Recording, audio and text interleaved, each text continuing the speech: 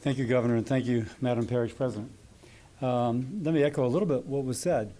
When Steve Scalise and the Parish President speak about flying over, the devastation is incredible. I did it the other day, East St. John, Fouchon, the Bayou area, and on through here.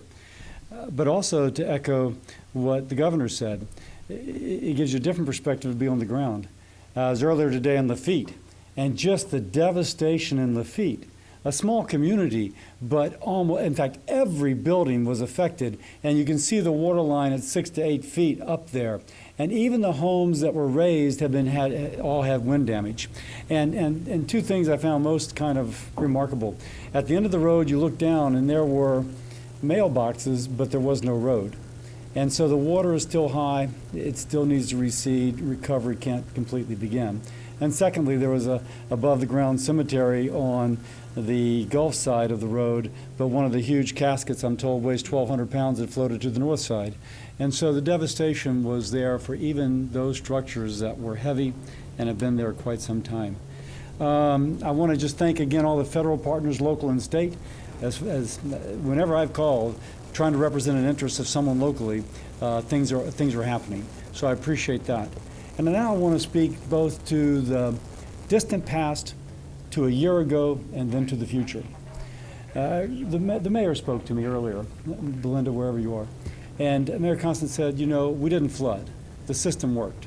16 years ago, George W. Bush said that we were going to build a levee, a hurricane protection system around these communities. It worked. Yes, we have electricity out. We didn't flood. The numbers of deaths is so minimal relative to 16 years ago.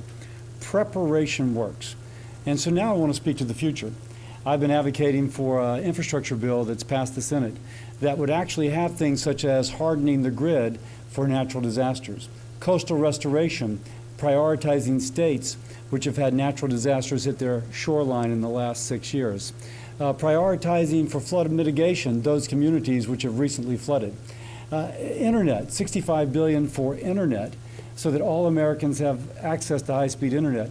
And I mention that in this context because I've learned on a federal, state, and local level, we are communicating with constituents via social media as to how to mitigate your risk of harm. Congressman Scalise had a good comment, if I can steal your thunder, Steve. Maybe we need to take those power lines from being overhead and burying them. Well, if that's what hardening the grid would be about, then there will be dollars to harden those grids. So as I speak to the future, I'd like to hope that, God forbid, there be another major hurricane 16 years from now, we can say both that the levee's held and that we still have power. But if that's to be the case, it means that we do the preparation now, just like 16 years ago, George W. Bush committed that we would have this levee system now. And one more thing, for the people in Southwest Louisiana, you are not forgotten. We are aware that the Community Development Block Grant disaster relief that you're hoping for and counting on has not yet come through. And so in the midst of this, one, you're not forgotten. We continue to raise that with the administration.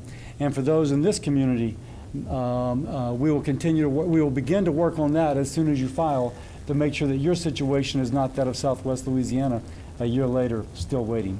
So thank you both. Thank you. Yeah, Steve.